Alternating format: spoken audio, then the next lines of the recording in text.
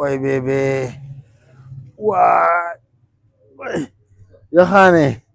تاسو پکې لا پاتې وای وخانه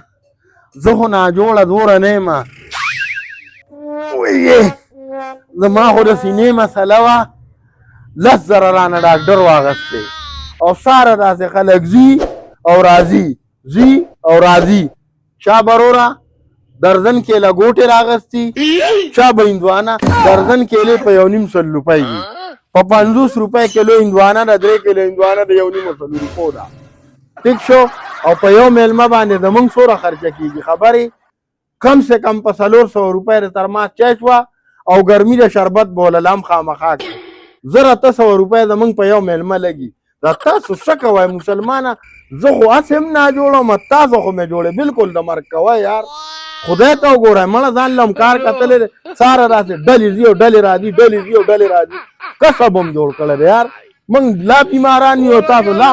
مرګ ته هم بیایئ د مرګ خولې له خو راوستي یار ځای مړه پاته زه څه بندې باندې دا چاته وړې صبر وکړه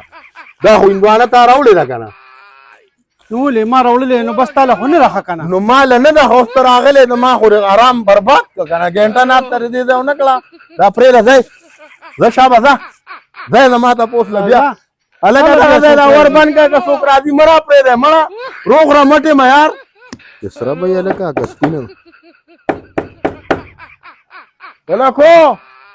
ته وګوره بیا څوک راله زما تپوس له وایه روغ رمټ دی روره نه مري خدای قرآن ته وګوره ځئ او که ورسره کیلي یې که هندواني یې که مونه راوالی پرې وایه بس ټیک ټاک دی حجرې ته به سبا راځي وبه یې وینئ